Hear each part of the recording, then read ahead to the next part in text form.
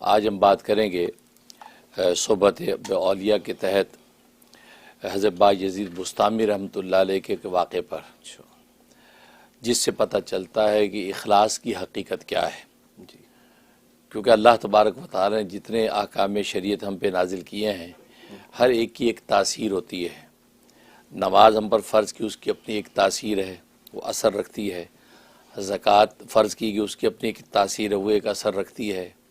اور حج ہم پر فرض کیا گیا، حج کی اپنی ایک تاثیر ہے، وہ اثر رکھتی ہے۔ اسی طریقے سے رمضان مبارک کے روزے تو یہ بھی اپنی ایک تاثیر رکھتے ہیں۔ چونکہ ظاہر ہے کہ رمضان کی آمد ہے تو ہمیں پتہ ہونا چاہیے کہ رمضان المبارک کے روزے کیا تاثیر رکھتے ہیں، اور اللہ تبارک و تعالی ہم اس مہینے میں بھوکا رکھے، پیاسا رکھے، خواہشات سے دور رکھے، ہمیں کیا بتلانا چاہتے ہیں۔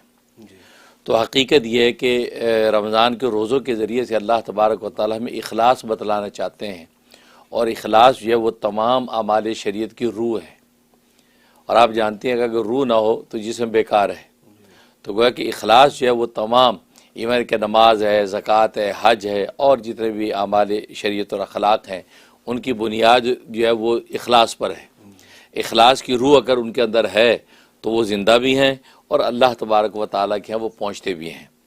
تو رمضان کے اس مختصر مہینے میں 29-30 دن کے اندر جو ایک انٹینسیو کورس گویا کہ اخلاص پر کرایا جاتا ہے کہ بندہ جو اخلاص کی حقیقت کو پہنچ جائے۔ ورنہ عبادت تو سمتھنگ کا نام ہے، نتھنگ کا نام نہیں ہے۔ کیونکہ عبادت کا مطلب کسی چیز کو کر کے آپ دکھائیں۔ اب نماز میں آپ جو ایک وجودی جو ایک کیفیت پیش کرتے ہیں تو یہ عبادت ہے۔ زکوٰۃ میں آپ ایک وجودی کیفیت پیش کرتے ہیں، یہ عبادت ہے۔ حج میں ایک وجودی کیفیت پیش کرتے ہیں، لیکن روزے کے اندر آپ آدمی کیفیت پیش کرتے ہیں کہ نہ کھانا، نہ پینا، نہ خواہشات کو پوری کرنا۔ تو نتھنگ کا نام جو اللہ تبارک و تعالی نے عبادت رکھا ہے۔ تو اصل میں اس نتھنگ کے اندر ہی اللہ تبارک و تعالی نے اخلاص کی حقیقت بتلائی ہے کہ اخلاص کیا چیز ہے۔ یعنی کسی عمل کو خالص کر لینا، کس کے لیے؟ اللہ کے لیے۔ اللہ کے لیے خالص کر لیا تو یہ اخلاص اللہ تبارک و تعالیٰ کے معتبر ہے، اور یہ قابل اجر ہے۔ اگر جو ہے اس عمل کو خالص شیطان کے لیے کر لیا تو وہ بھی اخلاص کے ساتھ ہوگا، لیکن وہ اخلاص شیطان کے لیے ہوگا، وہ خالص شیطان کے لیے عمل ہے، یہ انسان کے اپنے نفس کے لیے عمل ہے۔ تو لہٰذا جو ہے وہ قابل اجر بھی نہیں بلکہ قابل گرفت ہوتا ہے۔ تو اخلاص جو بڑی باریک چیز ہے، یہ وجہ کہ معمولی سی نیت بدلنے سے اخلاص کا لیول بدل جاتا ہے۔ یہاں تک کہ زبان سے اگر اظہار کیا، لیکن اظہار کرنے کے اندر جو ہے ریا کی نیت ہے تو وہ جو اخلاص جو ہے وہ آپ کا ریا میں بدل جاتا ہے۔ لیکن اظہار کرنے میں ریا کی نیت نہیں، اظہار کرنے میں رضا کی نیت ہے تو وہی جو اظہار آپ کے لیے قابل اجر بن جاتا ہے۔ کیونکہ وہ جو اظہار ہے وہ ریا نہیں بنتا، ترغیب بن جاتا ہے کہ آپ اپنے تہجد کا ذکر اس لیے کر رہے ہیں لیکن سچی نیت سے کر رہے ہیں تاکہ سننے والوں کو ترغیب ہو، یہ بھی تہجد کے لیے ہمت کریں کہ میرے جیسا آدمی اگر تہجد پڑھ سکتا ہے تو یہ لوگ سوچتے ہیں یار ہم کیوں نہیں پڑھ سکتے۔ تو یہ اظہار تو ہمیشہ اظہار ریا نہیں ہوتا، بس اوقات بعض اظہار رضا ہوتے ہیں لیکن اس کا نیت پر تعلق ہے، اور نیت نہ نظر آنے والی چیز ہے۔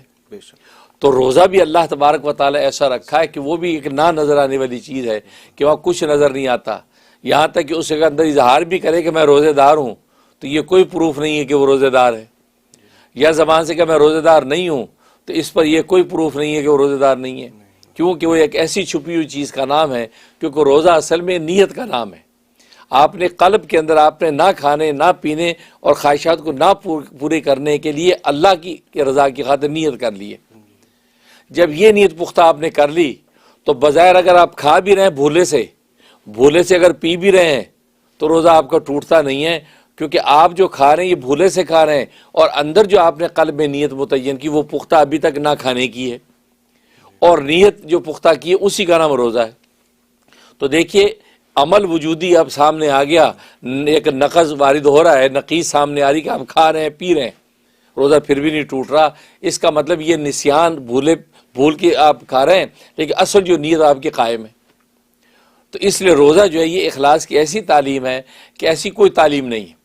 یہ وجہ کہ صوفیہ اکرام کی زندگی اور ان کی تربیتوں میں بھی سب سے بنیادی جو قدم ہے وہ روزہ ہے۔ لہذا سالک جیسے اس راستے پہ قدم رکھتا ہے تو روزے کی تربیت شروع کر دیتے ہیں۔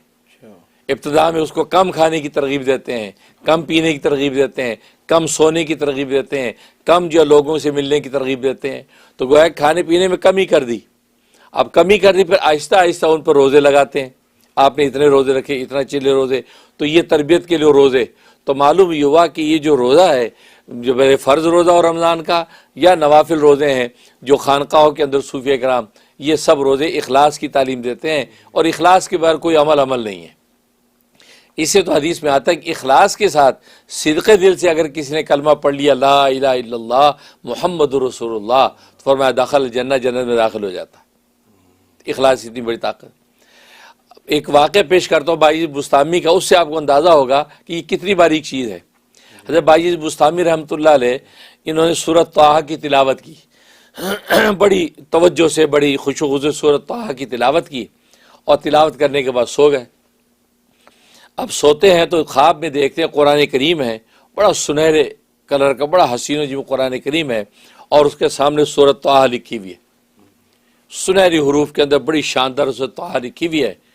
تو یہ خواب میں سوچتے ہیں کہ میں نے سورۃ طٰہٰ کی تلاوت کی تھی، لگتا ہے کہ اللہ تبارک و تعالیٰ کے یہ سورۃ طٰہٰ کا پڑھنا قبول ہو گیا ہے. دیکھو سنہری حروف کے اندر لکھا میرے سامنے آ رہا ہے. تو سورۃ طٰہٰ کو دیکھ رہے ہیں، دیکھتے دیکھتے دیکھتے یہاں تک کہ ایک ایسے مقام پہ پہنچتے ہیں، وہاں ایک دو آیتیں غائب ہیں. آیتیں غائب ہیں، اس کے بعد آگے آیتیں شروع ہیں، بیچ کی دو آیتیں غائب ہیں. یہ دل کے اندر خواب میں سوچتے ہیں کہ یہ کیا ماجرا ہے، اتنا حسین قرآن، اتنی خوبصورت سورۃ طٰہٰ لکھی، یہ دو آیتیں یہ کیوں غائب ہیں؟ تو خواب میں یہ اللہ تبارک و تعالیٰ کی طرف متوجہ ہوتے ہیں کہ رب ذوالجلال، یہ اس کی حقیقت کیا ہے، یہ جگہ خالی کیوں عنایت ہو. تو خواب میں ہی اللہ تبارک و تعالیٰ ان کو مطلع کرتے ہیں کہ اصل میں جب تو سورۃ طٰہٰ تلاوت کر رہا تھا تو اس مقام پر جب تو پہنچا تھا تو ایک تمہارا جاننے والا شخص سامنے سے گزرا تھا. تو جیسے سامنے سے گزرا تمہاری نظر اس شخص پر پڑی، تو یہ آیتیں تلاوت کرتے ہوئے تمہارے دل میں یہ بات آئی کہ یہ میں جس انداز سے خوش خصوصی میں تلاوت کر رہا ہوں، یہ آدمی اس کو سن کر بڑا خوش ہو رہا ہوگا، یہ آدمی یہ سن کر بڑا خوش ہو رہا ہوگا کہ دیکھو سورۃ طٰہٰ کی آیات کتنی خوبصورت سے تلاوت کر رہا ہے. تو تم نے چونکہ یہ خیال کیا کہ یہ آدمی ہے اللہ کا غیر، یہ میری اس تلاوت پر خوش ہو رہا ہوگا، یہ تصور جب کیا ہے تو میری رضا کے لیے نہیں رہی، وہ غیر کی رضا کے لیے ہو گیا، لہذا ان کا اجر تمہیں نہیں دیا گیا. باقی اجر تمہیں ملا وہ دو آیتیں جو تم نے ایک کسی شخص کی خوشی کے لیے گویا کا تصور باندھا، تو فرمایا کہ ان کا اجر تمہارا کاٹ لیا گیا، کیونکہ وہ میرے لیے نہیں بلکہ اللہ کے غیر کے لیے پڑی گئی. اس سے اندازہ ہوتا ہے کہ اخلاص کتنی باریک. اور آج تو ہم صبح شام سجدے کرتے، نمازیں پڑھتے، ذکر و اذکار، یہ تصور رہتا ہے کہ یار ساتھ والا سن کے خوش ہو جائے گا، بڑا امپریس ہو جائے گا کہ یار ماشاءاللہ بھائی کتنی لمبی نماز کی.